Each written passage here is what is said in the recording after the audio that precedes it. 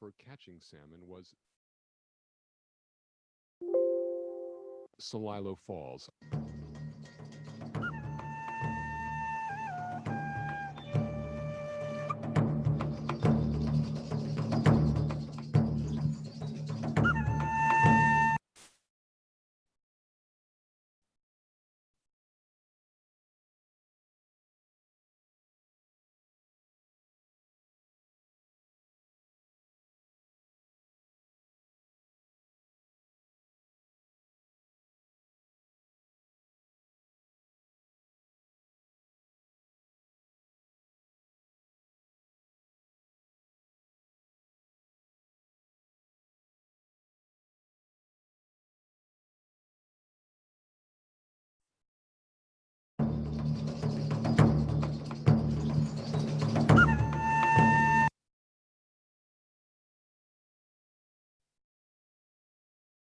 Hunters, gatherers, and fishers. The Northwest was a good place to live since wild food was relatively abundant. A mainstay of the Indians' diet, and in some locations the single most important food, was salmon, the fish that every year swarmed out of the ocean and up the rivers to spawn. And probably the most important location for catching salmon was Celilo Falls on the Columbia River near the present-day Oregon town of the Dalles. Celilo Falls has been gone for decades now, flooded in 1957 when the federal government erected a giant dam that raised the level of the river. The fall of Celilo represents a turning point in the history of the Pacific Northwest.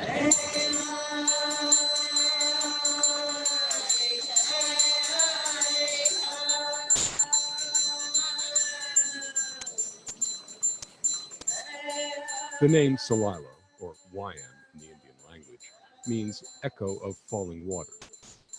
Indians gathered at these waterfalls, this unique and powerful place of transition on the river, just as the adult salmon did. The Indians usually fished with nets on the end of long poles, and most often wielded these dip nets from platforms. For the Indians, fishing was not a sport.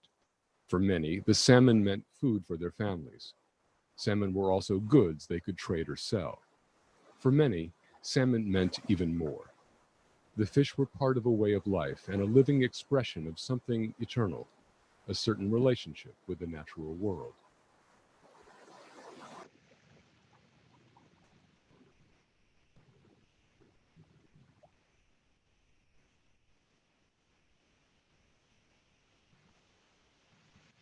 The deep meaning of Celilo Falls to native peoples is not quickly grasped. Use of the falls and the nearby shoreline date back 10,000 years or more. Fishing there involved the whole family.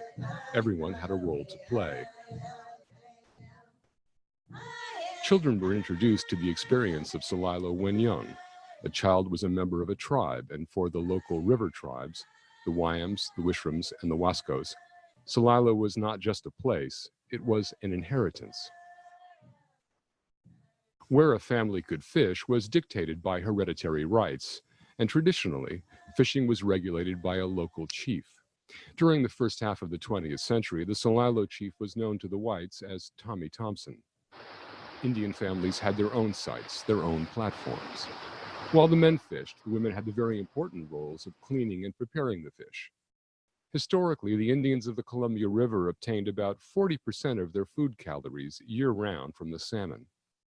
Because more fish could be caught than were needed for immediate consumption, many were dried to preserve them for eating later.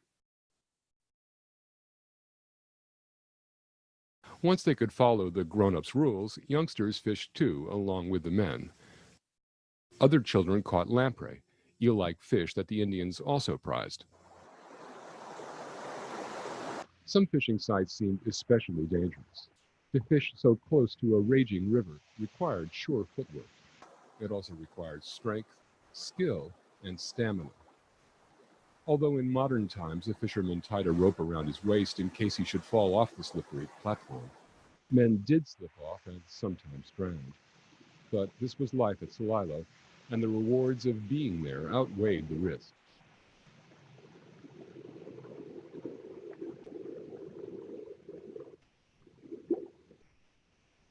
My grandmother really loved fish. And that was something that was very important to her, for us to go to a river, a body of water, and watch fish jump. And we go fishing, of course. And my grandfather fished at Celilo, and my family on my mother's side all fished. They were fishers. Some of my uncles, my grandfather fished there. My aunts had been married to other people from different tribes that fished there, and they all shared the fishery. The scale and significance of the traditional Indian fishery can be glimpsed in journal entries by the explorers Lewis and Clark in 1805. At one village in the vicinity of Celilo, they saw reed baskets full of dried salmon. They counted more than 100 stacks of fish, which they estimated weighed 10,000 pounds. At the falls, Clark reported on the Indians' trade in dried salmon. Thus preserved, those fish may be kept sound and sweet several years, as those people inform me. Great quantities are sold to the white peoples who visit the mouth of the river, as well as the natives below. William Clark. So vital to their way of life was salmon that when the Columbia River Indians consented to treaties with the federal government in the 1850s and gave up millions of acres of land, they reserved the right to fish in their usual and accustomed places. But the European Americans who followed Lewis and Clark in the mid-19th century quickly dominated the salmon resource. Starting in the 1860s, the settlers used the new technique of canning and employed immigrant laborers to develop a huge global commerce, shipping canned salmon throughout the industrialized world. On the Columbia, fish wheels snared vast quantities of salmon that might otherwise have gone to the Indians or have escaped to spawn. I think that the Indians had all the concepts that the Europeans brought, with possibly the exception of the fish wheel, but they had hook and line, weirs, nets, all the gears that we commonly know. In terms of purpose, the Indian fishers seemed to be people who were more interested in maintaining a continuity of the fishery, and the Euro-Americans came to basically make as much profit as they could. In the first few years, they were talking about overexploiting the fishery. Less than a half century after the whites began, the quantity of salmon available not only for them, but for Indian fishers had entered a steep decline. It wasn't only fishing that was different now. European American development pushed against the tribes from all directions. While the Indians at Celilo continued to devote their attention to fishing on the Columbia, the river banks and the Indian village there were encroached by railroad lines in the late 1800s. The village was split by the train tracks. Then in 1915, the U.S. Army Corps of Engineers finished a canal in the river from the Dalles to Celilo to route traffic around the hazardous falls. The dedication of the canal brought people together in the Dalles, about 80 miles upriver from Portland, to celebrate this feat of engineering. Portland lawyer and liberal politician Joseph Nathan Teal described how the canal's supporters had improved the Columbia and had freed the river from its natural condition. This mighty work symbolizes the stern, unfaltering determination of the people that our waters shall be free, free to serve the uses and purposes of a divine providence.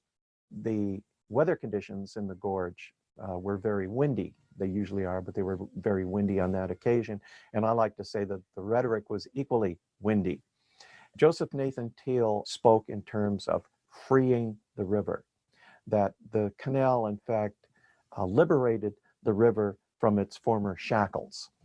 And the metaphor, the open river, actually had two references. One was making transportation past the Long Narrows and Celilo Falls possible, but it also had to do with freeing the river from monopoly, i.e. the railroad. Of course, the railroad then dropped its rates. Above Celilo, there are many rapids which ultimately will be improved by means of locks and dams and the general canalization of the river. With every dam, water power will be created, and this power should be utilized. All beneficial uses of these streams should be taken advantage of. And when the proper improvement of the Columbia and Snake Rivers is accomplished, the Inland Empire will be an empire in fact as well as in name, an empire of industry, of commerce, of manufacture and agriculture. Joseph Nathan Teal. Thiel's vision of harnessing the Columbia into an engine of prosperity became the dominant idea about the river in the 1930s. The Great Depression of that decade affected the entire society, and with millions unemployed, Americans were eager for work and a sense of opportunity. Franklin Delano Roosevelt might have seemed an unlikely president for the times. A wealthy patrician from New York, Roosevelt became the champion of the uprooted and the unemployed, supporting public works projects in the West. Principal among these were huge dams that created both jobs and hydroelectric power. Roosevelt's enthusiasm for developing the Columbia was voiced early during the presidential campaign of 1920, when he was the Democratic Party candidate for vice president. He visits Spokane and he speaks directly to the issue of developing the Columbia River, building dams on the Columbia River for power production.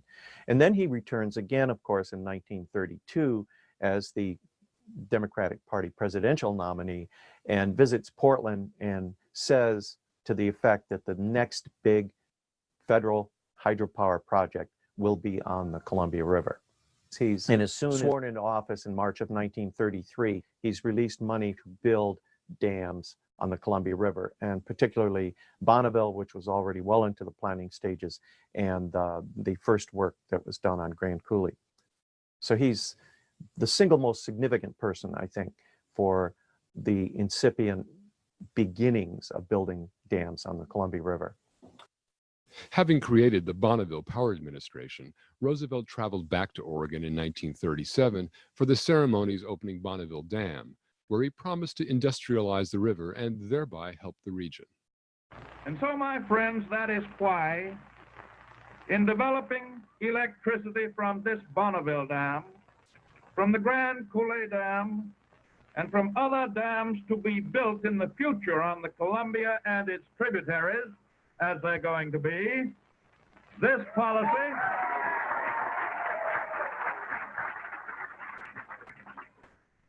policy of the widest use ought to prevail. The transmission of electricity is making such scientific strides today that we can well visualize a date not far distant when every community in this vast area will be fully electrified. Roosevelt understood progress as the greatest benefit to the greatest number of people. What stood in the way of such progress? The natural river itself, said the Bonneville Power Administration. Hydro, their public relations film, portrayed the Columbia as an unruly antagonist that it was right to subdue. At Bonneville, Oregon, man takes up the struggle against the frontier.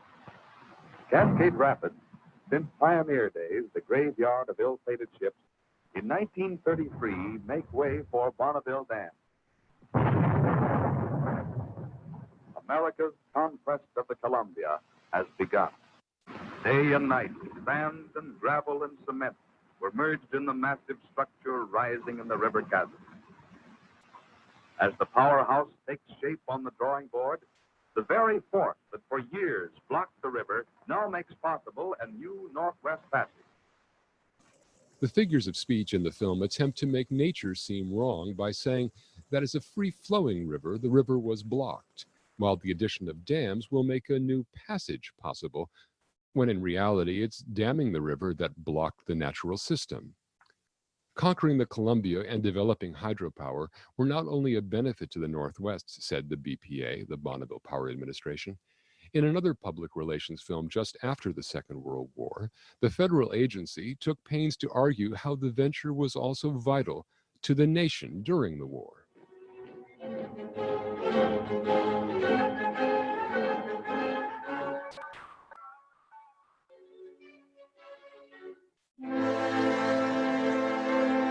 Men and materials we had, factories we could build. But America desperately lacked one vital element: electricity. Electric power, the essential ingredient of aluminum and magnesium, the key to electrochemicals and shipbuilding. In this hour of need, America looked westward to her last great hydroelectric reservoir, the Columbia River. Indeed, inexpensive Columbia hydropower made manufacturing and aluminum production into major economic players in the region. In the period following World War II, these and other economic interests combined to push Congress into authorizing the construction of more dams on the mid-Columbia and lower Snake rivers.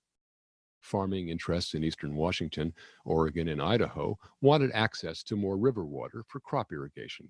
Shipping and business interests wanted the river to be tamed and navigable for commercial traffic right up to Lewiston, Idaho. The taming the river argument received a boost when in 1948, a flooding Columbia River destroyed the city of Vanport, Oregon, making homeless 20,000 people. This human calamity claimed the sympathy of the nation and the attention of its leaders, including President Harry Truman. Truman came to Portland to inspect the disaster and encourage people with whistle-stop speeches. I want to see an regular flood control program in all these river valleys. And in addition to that flood control program,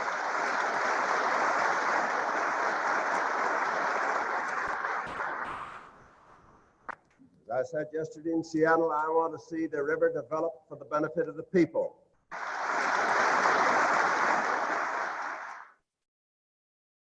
Additional hydroelectricity was also needed, the BPA said, to power atomic energy facilities at Hanford, Washington.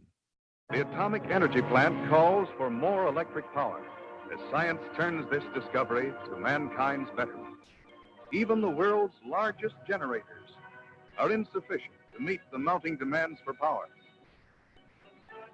New dams must be built, or America's vital electro industries will fail to develop or be forced to go abroad for their power. Energy for industry and atomic power, more farm products from irrigation, more trade from navigation, better flood control, and to the list add national security in the form of weapons manufacturing in response to the Korean War and the perceived threat of global communism. Those were the social benefits of hydropower as argued in the early 1950s. But there was also an allure to energy, almost a mystique. In mid-20th century, public relations and advertising were increasingly influential in framing public opinion and understanding. Northwesterners were told they could have it both ways. They could retain the region's wild heritage while enjoying the modern conveniences of technology. Being modern meant consuming more energy, and electricity was viewed as the genie escaped from, and now lighting, the magic lamp. Portland, Seattle, Tacoma, Spokane. Metropolitan centers all thrive under the new impetus, the reawakening of the Pacific Northwest.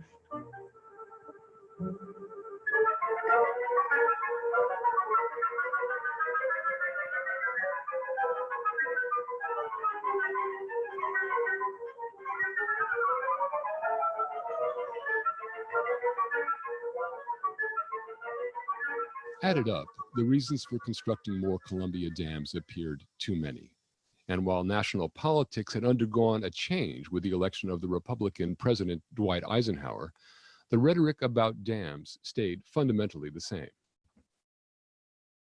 It is essential that every drop of water, from the moment that it falls upon our land, be turned to the service of our people.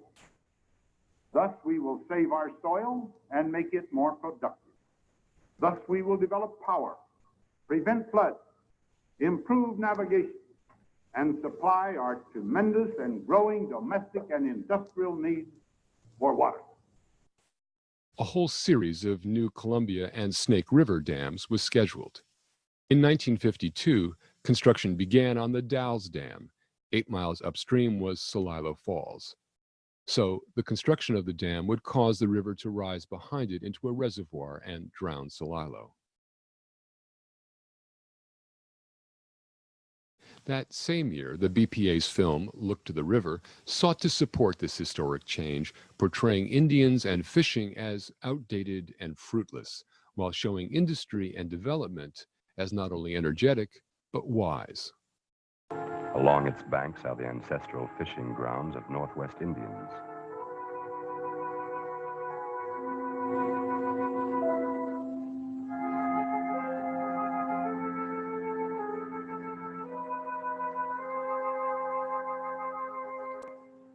Only in recent times has man acquired the skill, the wisdom, the vision to make full use of the Columbia.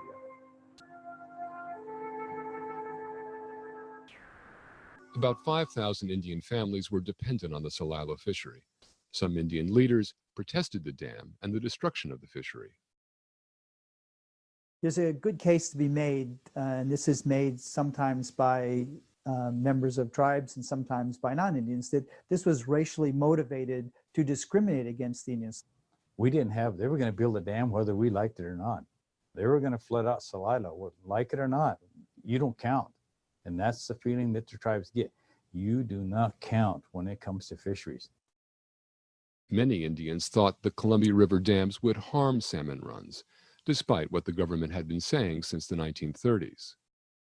The Royal Chinook can leap a 20-foot fall, but it cannot hurdle the sheer ramparts at Bonneville, and it must get upstream to spawn. So a mile-long fishway was built around the dam, the strangest channel ever made by man.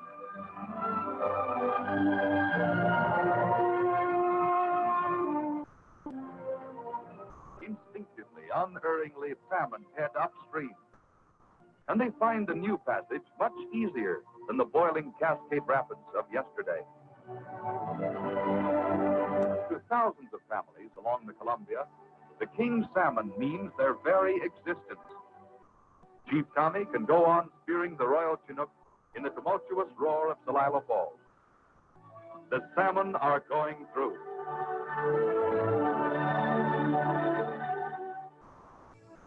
As salmon runs in fact declined, Indians got less and less of the harvest.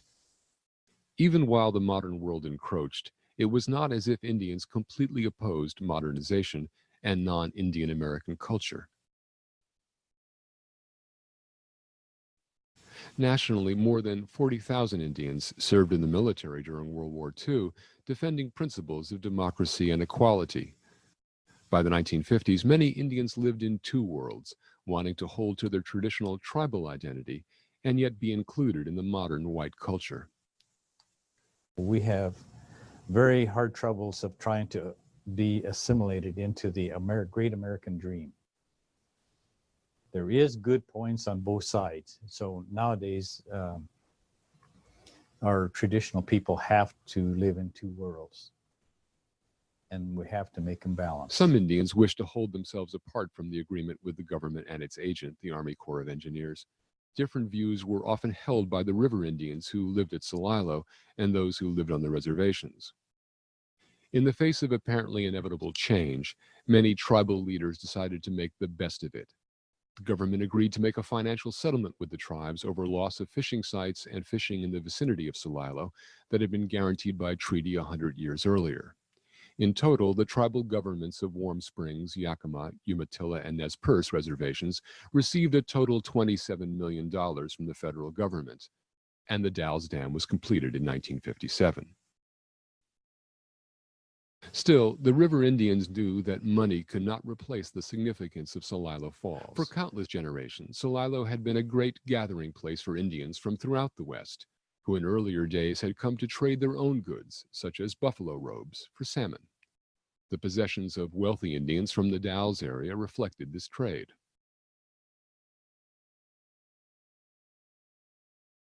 Not only trading happened at the villages at and near Celilo, there usually was time for social dancing. And gaming was popular. You could go and fish, and it'd be nothing that night to go gamble somewhere and lose $1,000, and you could go make it up at the fisheries. For all this, Celilo witnessed more than secular culture. Religious practices had a home here too. A glimpse of some of these practices was preserved at the historic last salmon feast inside the Celilo Longhouse before the inundation of the falls.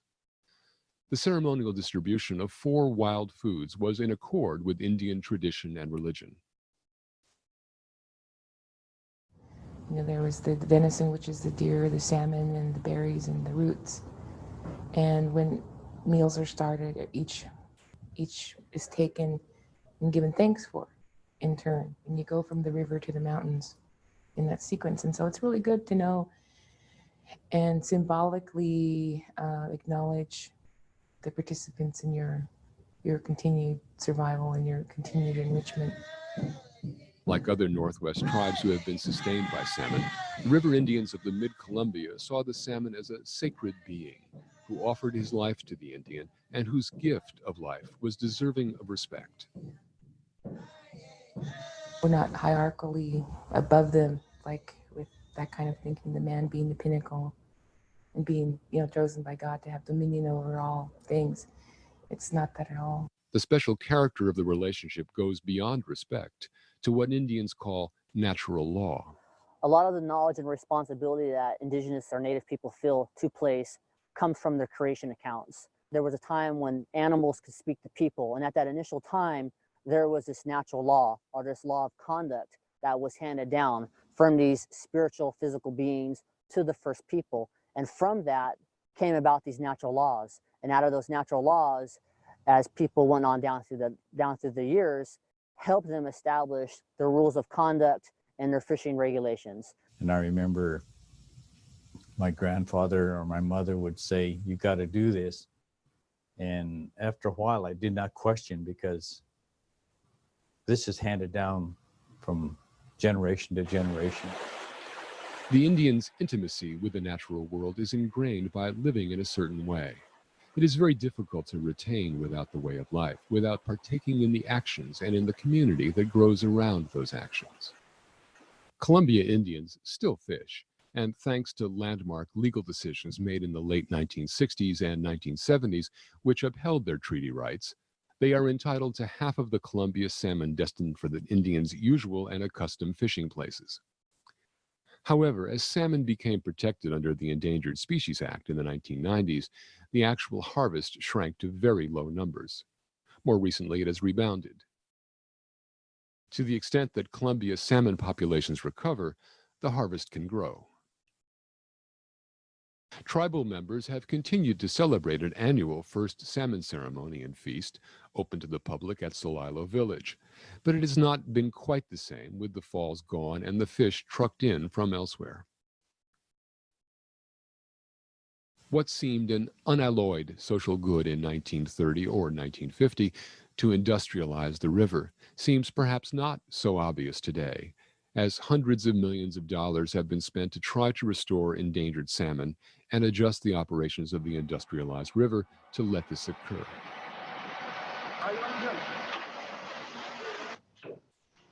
Most of the dams on the Columbia River are going to stay. We live with the dams. We live with our own creation.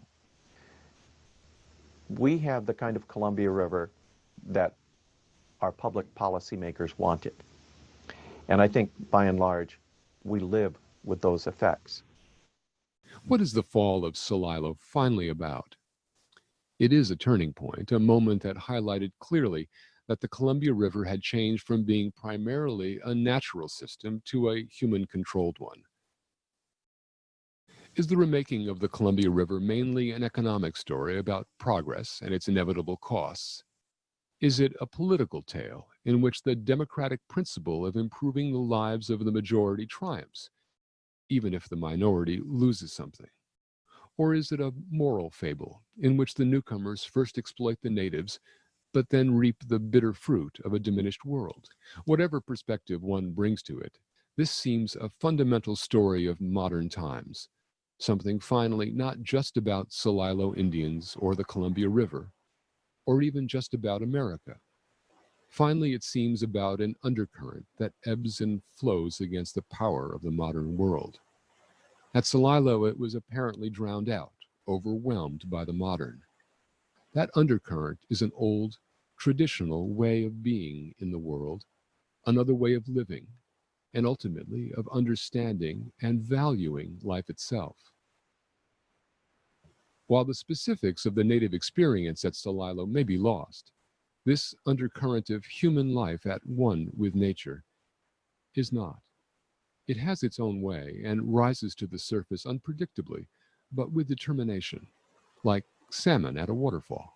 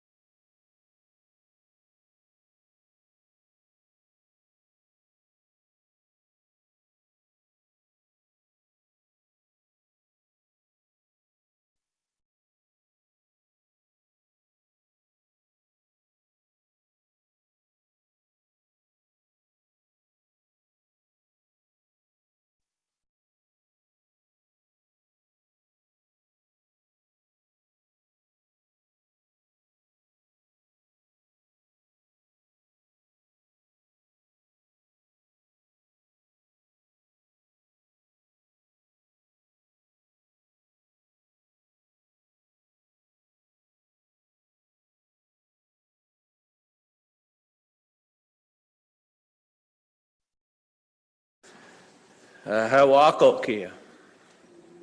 Makas katsiao yanunim hanyawad.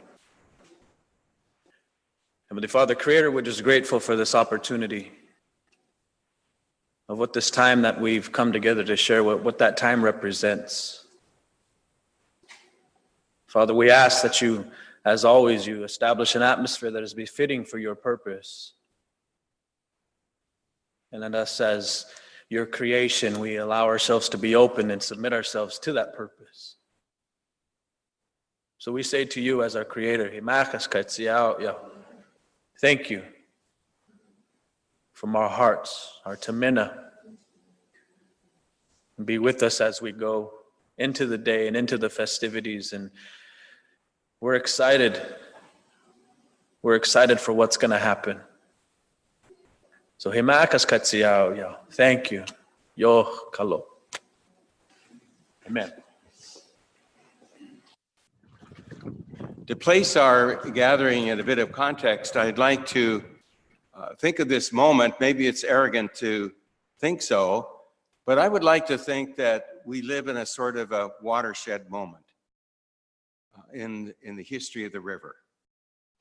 Never has there been a sense of connectedness amongst the peoples of the river as we've experienced in the last few years, including these types of meetings as we discuss our stewardship, our responsibility for the river, appreciation for the river, the connectedness that the river provides for us. It truly is a wonderful, wonderful moment. The sixth chapter in the Laudato Si, which I think is a very important piece of that document, is ecological education and spirituality, the continuing formation that needs to go on. Ecological education to help people see and to appreciate and to connect with one another. And the spirituality that bonds us together as brothers and sisters in God, brothers and sisters in the Creator who made us all in his image and likeness. We are profoundly connected. I don't care the color of the skin, our background, our economic status, whether the other side of the tracks or the other side of the world, we are profoundly connected together in the human family. But you know, it's amazing the connections between Vanport, although we did not live on the Columbia River, but the Columbia River did live on us, especially in that fateful day, May 30th, 1948, when it destroyed Vanport in its entirety, totally destroyed everything that was there. At that point, when that happened, we were up on what was now I-5, and we were looking back at Vanport. And I remember seeing that very first wave. And I mean, there were two big waves, and the very first wave, when it came, I remember seeing that one. And you know, the conversation up there with all the people, where people were saying, well, you know, do you think there'll be a flood? And people said, oh, no, we'll be going back home tonight. And they said, we'll be going back home, you know, tomorrow morning, we'll get our brooms and we'll sweep the mud out. And I thought about that years later. I thought, you know, why were they thinking that? And it's because it was their home. It's all that we had. It's all that we knew.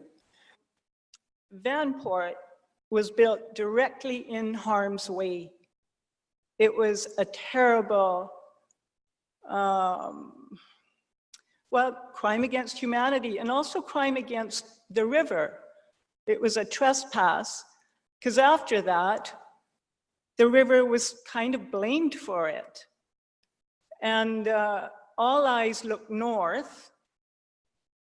The person who built Vanport also built Grand Coulee Dam, and also desperately wanted a dam up in Canada to maximize Grand Coulee. And even though the Vanport disaster is basically an anomaly, something that would not occur again, it's not there anymore. And yet there was this push all of a sudden, because any dams in Canada was controversial, extremely controversial. It was really, I think, unethical of the way both countries, United States and Canada, used that flood to their benefit.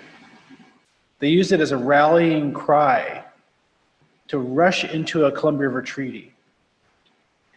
The United States will actually admit to you today, if we had those same water conditions today, could all of those dams that were built in Canada, could that protect us from the same flood? The answer is no, because most of that water came from the US side. So really, we were sold a bill of goods. They knew the answer, but they still rushed ahead. And after hearing these stories come together, I started to get kind of pissed off because I've been lied to. We've all been lied to. And that's really what it is. Well, that was then, and this is now. Okay? Things have changed. We've got countries on both sides of the border that now have a much stronger respect for Indigenous rights. So there is this enormous opportunity before us today. We have got to seize this opportunity. I can't think of a better time. When we take care of the land and water takes care of us. This is our law. I can say that as a Silks person, as an Indigenous woman, as a leader of my community and my nation, as a member of a larger community, this work that we are all committed to undertake and to be of service in some small way is for a better place, for the greater good of all. And when we have these challenges of global population growth, and we have these issues such as I mentioned earlier with climate change and food insecurity opposed to food security and Indigenous food sovereignty, those things that are sacred to us, as we heard all day about salmon especially being our central mainstay and medicine. Why would we not want to bring salmon back up into the Arrow? Why would we not want to continue to support ways? And on the climate change presentation, we've heard 50 to 60 years from now, the coolest waters will be in the Upper Columbia. We have to find ways. We have to find those partnerships and one voice. Limlimt. I'd like to sing a song just to wake you up a little. It's getting late. From the Bible, from Isaiah. It's about water and it's about salvation. Ushaftim mayim bisason mimayne ha-Yeshua. Ushaftim mayim bisason mimayne ha-Yeshua. Mayim, mayim, mayim, mayim. Hey, mayim bisason. Mayim, mayim, mayim, mayim. Hey, mayim bisason. Hey, hey, hey, hey. Mayim, mayim, mayim, mayim, mayim, mayim bisason. Mayim, mayim, mayim, mayim, mayim, mayim bisason. What did I just say? Ushavta mayim. We draw water out of the mima'anea Yeshua. We draw it in joy. We draw water out of the wells of salvation in joy. So those of us in the West, those of us that are Catholic, Jewish, Protestant, we are with Indigenous peoples. We find our earth roots in our own traditions, and we can stand with our brothers and sisters in the tribes and support them for Indigenous rights and for water rights. We need to stand with you and to rectify, to make a tikkun for the sins of the past. For the sins of the past. Jews and Christians need to say more of that. As you said, the water finds its lowest point because it's humble. And the Taoists teach that too in Taoism, as opposed to Confucianism, which is managing civilization, always managing with arrogance. The Taoists say, no, let the water go to the lowest place. Let it be humility. Of course, we end up with both in stewardship. But I'm truly grateful that we're coming to a day and age to where our voice is now being able to be heard. Our heart is being able to be captured and even given opportunity to be expressed. It's not something historically was ever done before. So this is a monumental time in our history. And we're seeing relationships that are coming together, good words and advocacy and support from people that historically we never had support from. So this is a great thing. But how do you quantify a belief? How do you quantify the importance of teaching your young ones your culture? Because that's what that river means to me. When we hunt, when we fish, is more than just hunting and fishing. It's the expression of my culture and the faith in my Creator that I serve.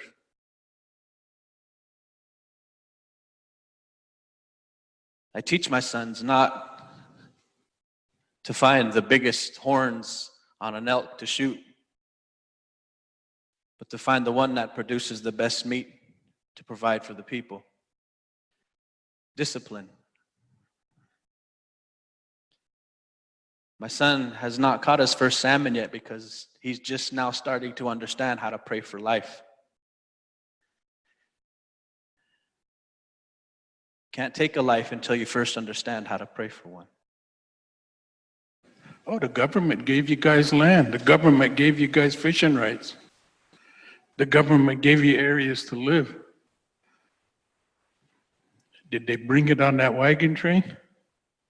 Did they bring land here and place it for us to live on?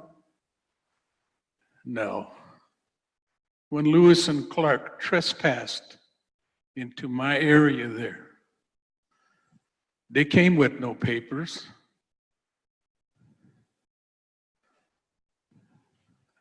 This is from my eyes and my teachings, from my people, from my ancestors. You need to look at things with a fresh set of eyes, because how it affects the decisions, the dam building.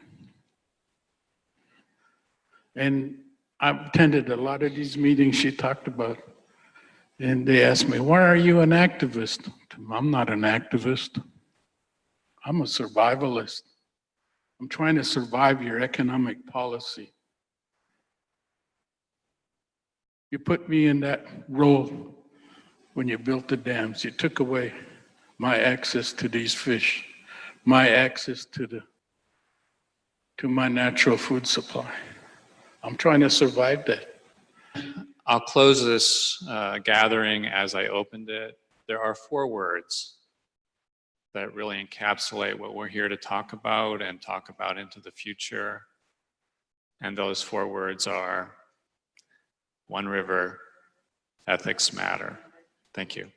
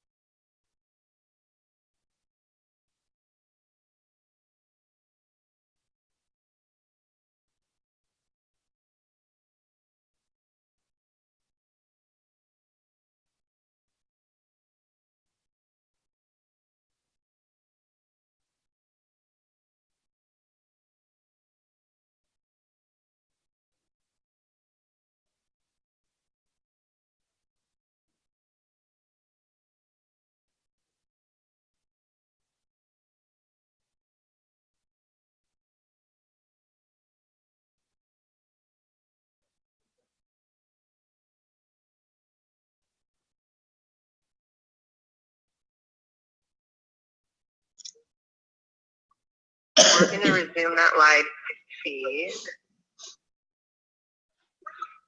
Okay, so your screen is what's being shared online. And then I think here, I'm trying to see how we can get you up on the... On what? We're trying to get you up on our projector. Oh, okay. Yeah, I wonder if we can. Can we grab this?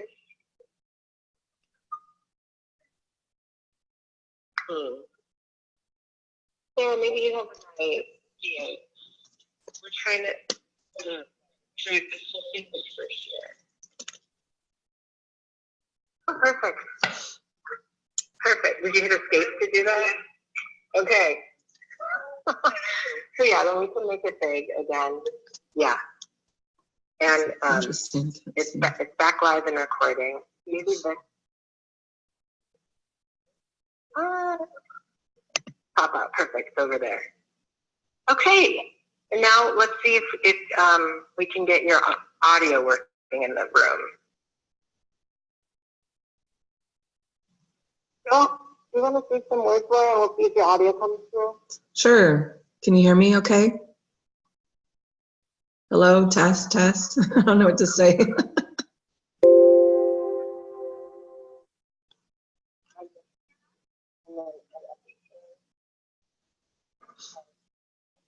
Maybe we mute us.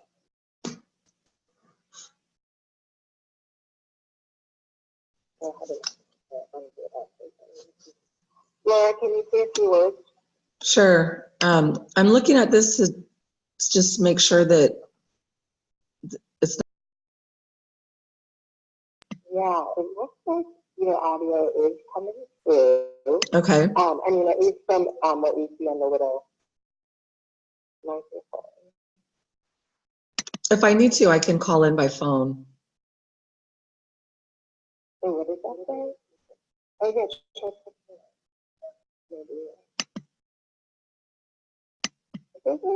You can try muting her and unmuting.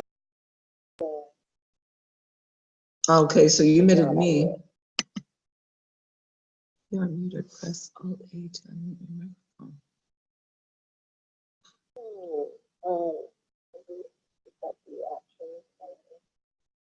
So it might be that this is not the best way to have the audio. Oh, do you have your audio turned on? Is my audio turned on? Yeah. Let me check. Because I hear you through the cell phone, but not through the Zoom. Let's see. I can also just put you on my phone. Is that better? Which would work for folks here in the classroom. Is that better? We still can't hear you coming through the classroom. It's still not coming through? Right. Let's see. Everybody thinks they have an idea to try. You're welcome to come up here.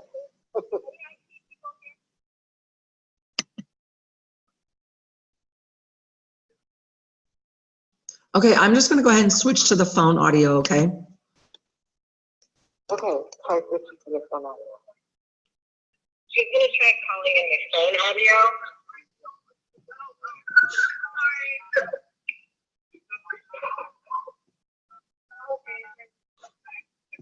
So you know how people can call in over the phone? So there's a Zoom Welcome webinar. to Zoom. Enter your meeting ID followed by pound.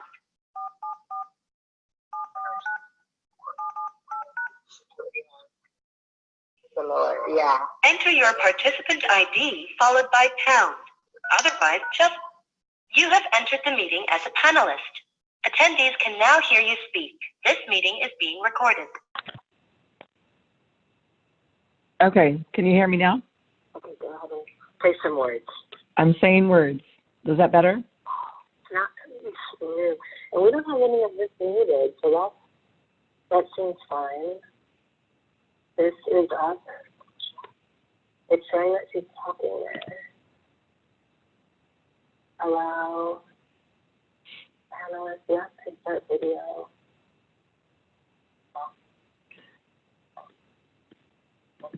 In-person view, yeah. Okay.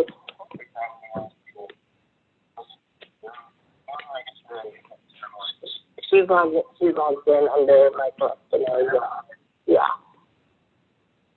Yeah. Okay, this is you on my phone. What's that? Sure. Okay, so Laura, we'll try this thing where we're going to make you the host. Okay, sounds good.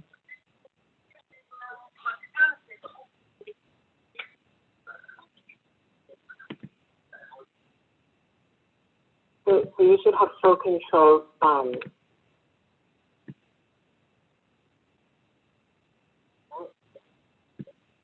And so, can you say some words?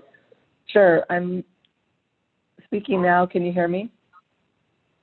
We can't hear you in the classroom. So I'll put my phone on speakerphone and we'll see how that goes. We'll give it a try. Active speaker view. Okay, Laura, you're on speakerphone. Okay, well, so it says that it's picking up my voice on here.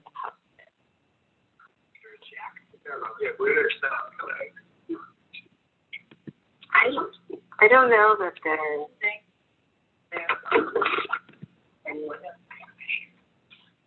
Hello, can you hear me now? Can you hear me now? Are you saying anything? I'm saying something now. Hello? Hello? Oh, can you hear me?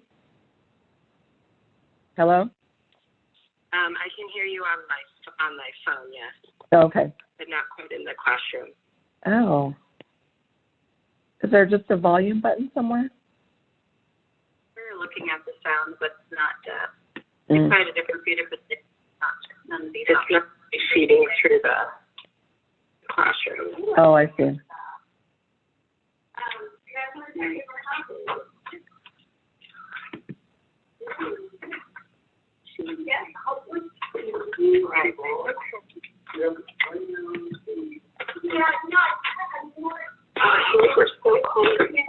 Can you hear me now on there?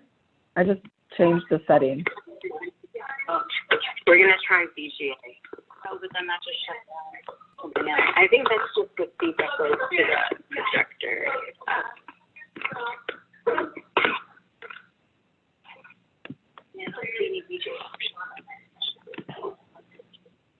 And then if you bring it next day, bring it back next week, so we can run straight off. Do you want to try just calling the other? But they might have somebody else.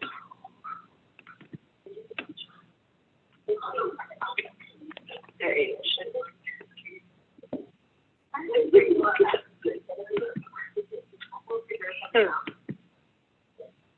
I mean, I would think that it would be controlled from here. Yeah. And I mean, yeah, nothing.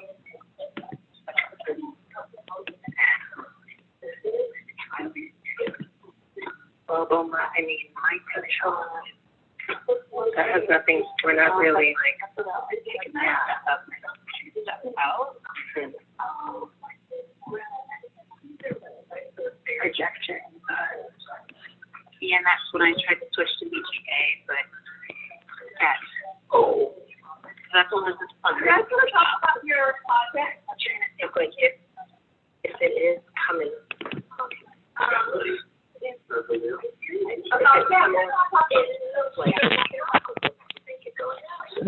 Play that other video.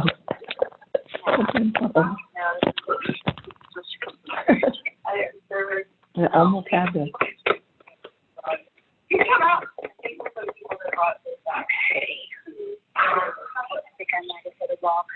We could try one other thing, is having her like go into Google Hangouts and try a different something that isn't Zoom. Yeah, I know it sounds weird, but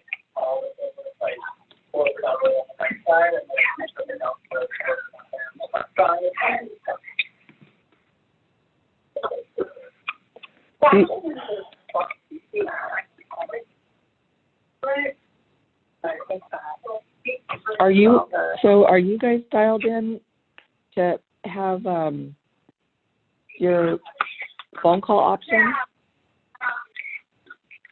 We were just using computer audio, and we're trying different things to get your voice to play in the classroom. Oh, okay. But that's where we're hitting a wall. Is there a mic?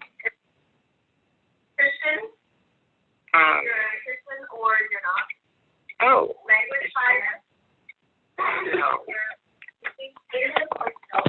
There isn't a mic. There's a mic built into the ceiling. The mic is a ceiling mic that picks up all the sound in the room. Oh, I think I know which room you're in. And the podium has the controls? Yeah, the podium has the controls. And we just can't quite see your sound. Here, put it on FaceTime. I think people online are able to. I put it on FaceTime. Let me look real quick. Turn it around.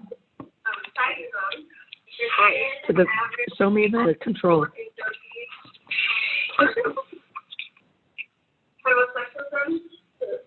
Those are the controls you see.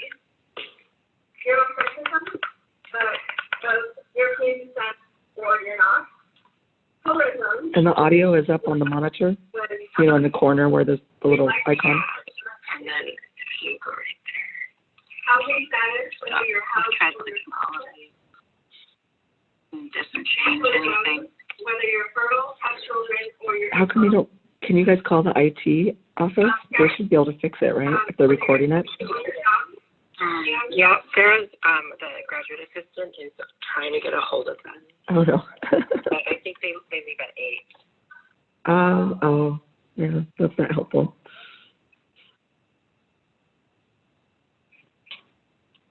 And you check the other monitor too to see if the. Yeah, this one has. This one doesn't seem to have sound settings.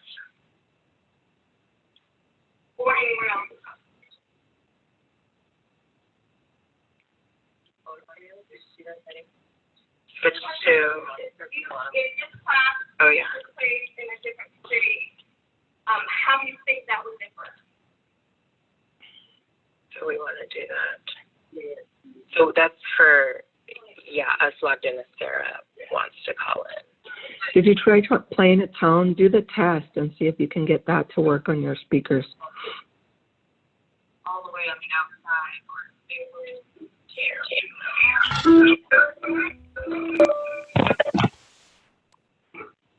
Okay, I think. Are we good? Yeah.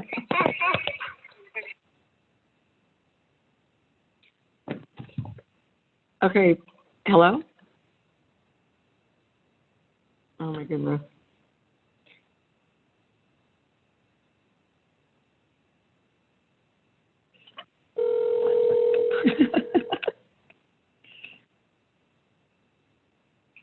Hi, we can hear you in the classroom now. And I can't hear you. You can't hear us, but we can hear you. So let's see. I thought there was somewhere where you could stop muting all the participants. Let's see, unmute all. Let's try that. So you can hear me. I can't hear anything on the phone. Well, we can hear you coming through. So please go ahead and share what you'd like to share, and we can type to you some questions if we get. Is there a lot of feedback if I keep you on this line? I think, yes, I should turn off my phone. Okay. Well, actually, if you, yeah, that wouldn't work. Okay. What about this? Okay. Can you hear me? Yes, we can hear you. Okay, I can hear you, and I put your phone on mute. Is it still picking up feedback? Why don't you go ahead and present? Okay. All right. So I had wanted to get a sense of what people's thoughts were about the video that you saw. The first one clearly was of older footage. And the second was more recently. So I'm just curious if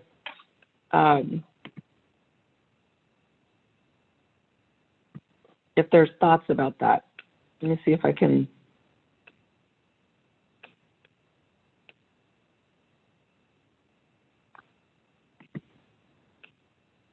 share my screen again. There we go.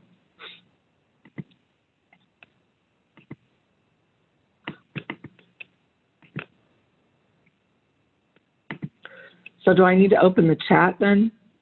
Is that what we're doing?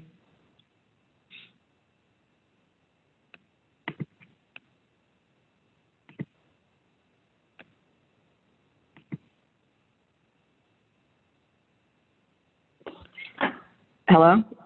I can't tell if anyone's speaking, and I'm not sure how to turn on the chat. There we go. Let's try this.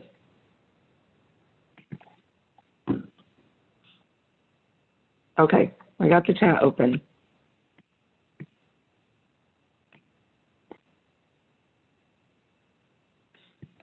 So I guess, what time is the class over? At 8:40, so we have about 5 minutes, is that right?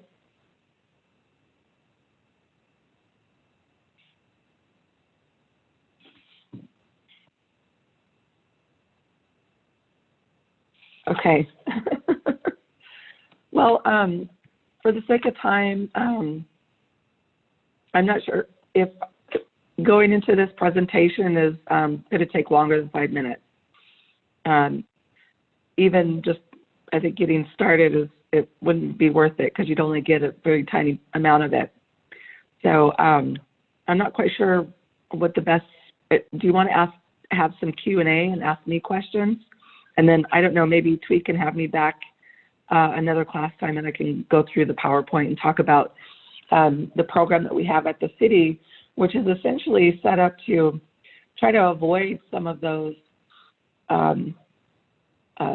grievances that you heard in the second video, where people felt like they weren't being consulted, the tribes weren't being respected as sovereign nations, and all in all, it resulted in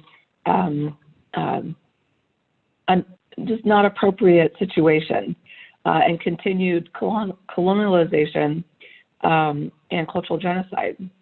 So, yeah, I'm curious, is there questions? And I'm not seeing anything in the Zoom chat, by the way, so. You might have to text me the questions.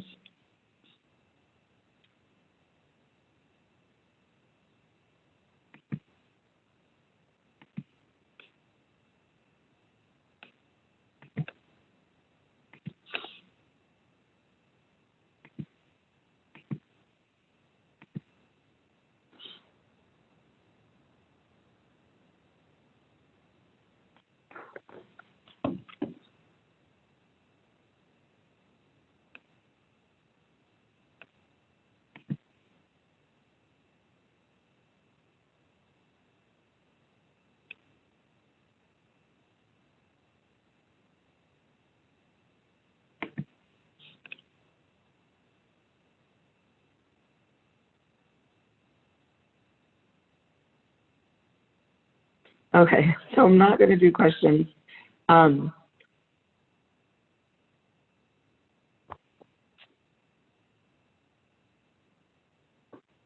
Okay, so I'm going to go through the presentation. Send me a text when you want me to stop when class is over, okay?